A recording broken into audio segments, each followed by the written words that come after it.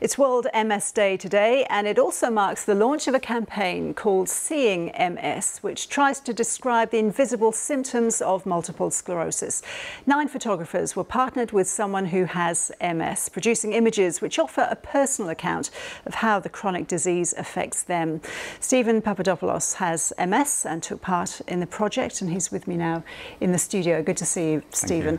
So how big an issue is this? You have MS and have symptoms that are very real and challenging for you, which aren't obvious to other people. Well, they call it the invisible disease. So invisible means you can't see it, and it's frustrating when it can't be seen and you try to get on with everyday things and you have difficulty with them and people just don't get it. And some people, like me, for example, I'm in pain 24 hours a day, 7 days a week, and you can't see pain. And because I'm a very happy, outgoing person, I've always got a smile on my face, so it's kind of strange for people to think he can't be in pain, he's happy, he's positive, what's going on there? Let's take a look at the image that the photographer you worked with came up with. How did you work this out? How did you choose the flower?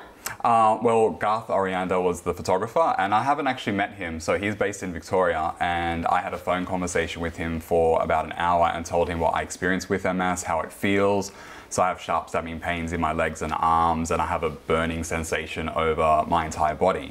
So anything that touches my body hurts. So the clothing right now hurts me, the wind hurts, showering hurts, hugging someone hurts. It all just constantly hurts. So it was all up to him to come up with the image, and this was his interpretation of my pain. And this expresses it for you. Yeah, so, and I look at it and just think, wow, it's a beautiful image. And I stare at it and think, it's just, for me, it's a reminder of how accurate it does feel that I am like on fire, like I am burning.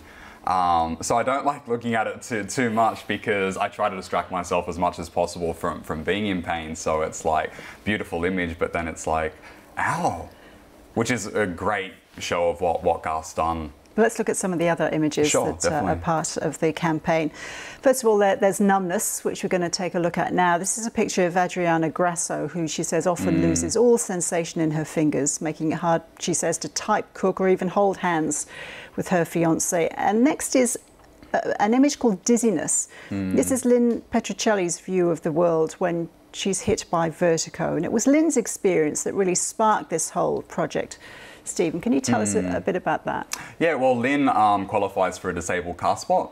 So she had parked her car in a disabled car spot, and as she was walking out, an older man was having a go at her saying, you can't park there, you shouldn't park there, that's not for you. And she got really defensive, and she was like, just FYI, I've got MS and I'm allowed to park here, and I've got, you know, an invisible disease that you can't see, so I have every right to park here. And then he was like, oh, I'm so sorry, I'm so sorry. Then at night at dinner, Lynn was talking about it with her husband and daughter, and her daughter came up with this idea. She works for Gray, an advertising agency, and they came to MS and said, let's do this photographic kind of campaign and get, let's help expose the invisible disease. Stephen Papadopoulos, thank you so much for coming in to talk to us. Oh, you're welcome, thank you.